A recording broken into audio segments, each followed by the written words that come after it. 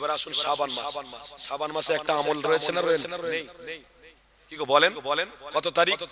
শাবান মাসের 15 তারিখ। শুনছেন তো আমার কথা? শাবানের 15 তারিখ লাইলাতুন নিসফু মিন শাবান। এই শাবান মাসের 15 তারিখটা হলো আল্লাহর কাছে বড় গুরুত্বপূর্ণ। জোরে বলুন। আপনারা জানেন না? তাহলে শুনে নিন। আমি হাদিস পড়তে পড়তে দেখছিলাম এই শাবান মাসটা হলো এক বছরে আপনি কি গুনাহ করেছেন, কি নেকি করেছেন, সব নেকি গুনার এক বছরের সব কিছু আমার আল্লাহর কাছে এই শাবান মাসের 15 তারিখে হিসাব হয়। যেমন একটা দোকানদার ধার দেয়, তারপরে বছরের পরে হালকাতা করে না, হালকাতা করে না, এই শাবান মাসের 15 তারিখটা হলো হালকাতা, মুমিনদের হালকাতা।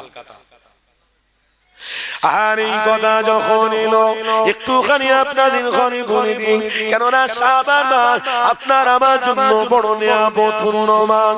রোজার আগে শাবান মাস, এই শাবান মাসেতে আল্লাহ নবী আমার বেশি বেশি রোজা রাখতেন। এই শাবান মাসেতে আমার রাসূলুল্লাহ নফল রোজা বেশি বেশি করে রাখতেন। এই যুবক তরুণীরা, আম্মা আয়েশা থেকে riwayat রয়েছে এই শাবান মাসেতে আল্লাহ নবী রোজা রাখতেন। সাহাবারা জিজ্ঞাসা করতেন, ইয়া রাসূলুল্লাহ হাবিবাল্লাহ, এই শাবান মাসে কেন এত বেশি বেশি আপনি রোজা রাখেন?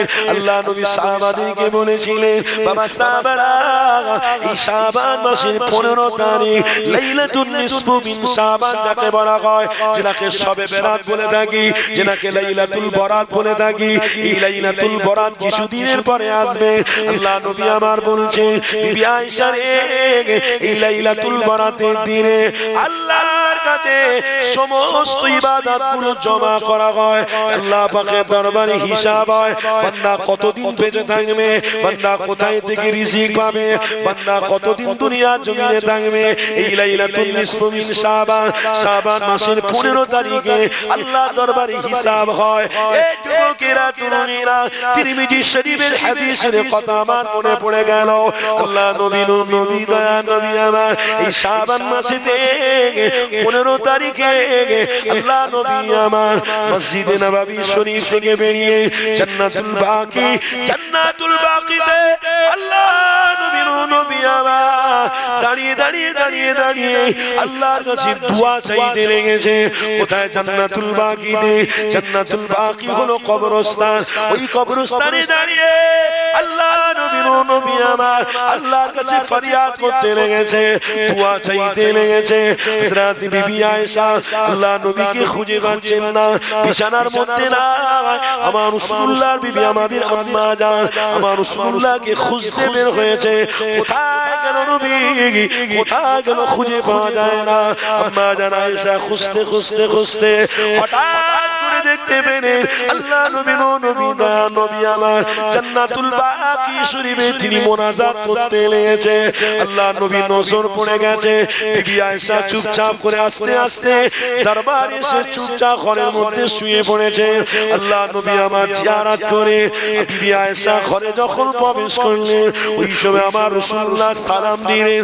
আমার নবী পাক বলতে লেগেছে, ওরে বিবি আয়েশা, আমি যখন জান্নাতুল বাকিতে গিয়েছিলাম, তুমি আমার পিছনে পিছনে কেন তুমি আমাকে ফলো করলে বলো? বিবি আয়েশা তখন বলেছিলেন, ইয়া রাসূলুল্লাহ হাবিবাল্লাহ, আমি জানি আমার কাছ থেকে অন্য কোথায় আপনি চলে যাচ্ছেন, আমার কাছ থেকে হয়তো অন্য কোনো কাজে চলে যাচ্ছেন। আল্লাহ নবী বলতে লেগেছে, এ বিবি আয়েশা রে, তুমি জানো না এটা শাবান মাসের 15 তারিখ। এই শাবান মাসের 15 তারিখে আল্লাহর কাছে সমস্ত বান্দাদের হিসাব হয়। আমি নবী পাক এই শাবান মাসের 15 তারিখে আমি রোজাটাও রেখেছি, আর কবরস্থানে গিয়ে আল্লাহ দরবারে দোয়া চেয়েছি। তার মানে আমার ভালো কাজটা আল্লাহর কাছে যাবে, আল্লাহ ভালো কাজের ওসিলাতে সমস্ত উম্মতের ঘরে নাজাত করে দেবে। আরো জোরে বলো, এই যুবক যুবকেরা তরুণেরা আল্লাহ নবী চিন্তাধারা কেমন ছিল, আমার রাসূলুল্লাহ চেষ্টা কেমন ছিল। আরে নবী আমার এই শাবান মাসকে বড় গুরুত্ব দিয়েছিল। নবী আমার শাবান মাসের 15 তারিখে কবর জিয়ারত নিজে করেছিল। এ যুবক, আপনাদের গ্রামে সবাই মিলে এক হয়ে আপনারাও কবরের সামনে দাঁড়িয়ে আল্লাহর কাছে জিয়ারত ফরিয়াদ করবেন, আল্লাহর কাছে দোয়া চাইবেন। এতে আপনারা বিরোধী করবেন না, এতে আপনারা নিজেরা মনোবিনম্র হবেন না, এতে আপনারা মারামারি করতে যাবেন না। কেননা হাদিস বলছি, হাদিস দেখানো পড়েছি, আমি নিজে দেখেছি, তিরমিজি শরীফের হাদিস। আল্লাহ নবী আমার নিজে জান্নাতুল বাকির জিয়ারত করেছে। তোমরা শাবান মাসের 15 তারিখে জিয়ারত করো, তার আগে তোমরা রোজা রাখো। কেন আমার নবী রোজা রাখতে বলেছে? কেন? আল্লাহর কাছে এই রোজাগুলো যদি শাবান মাসে আল্লাহর কাছে পৌঁছে যায়, তাহলে আমি রাসূলুল্লাহ আমার ভালো কাজ আল্লাহর কাছে পৌঁছাবে। এই যুবকেরা তরুণেরা জীবনে অনেক অন্যায় করেছো, অনেক ভুল করেছো, অনেক বেয়াদবি করেছো। আপনাদের ঘরে মনে রাখতে হবে, আল্লাহ কিছু কিছু দিন দিয়েছে, কিছু কিছু রাত আপনাকে আমাকে দিয়েছে। এই রাত বা এই দিনেতে তোমরা একত্রিত হও, আল্লাহর কাছে সাহায্য চাও।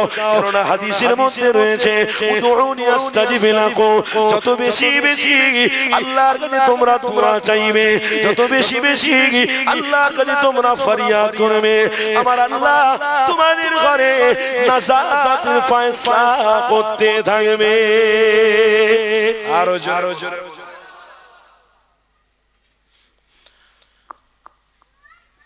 এই শাবান মাসকে কেন্দ্র করে আমরা অনেকে অনেক ঝামেলার মধ্যে জড়িত।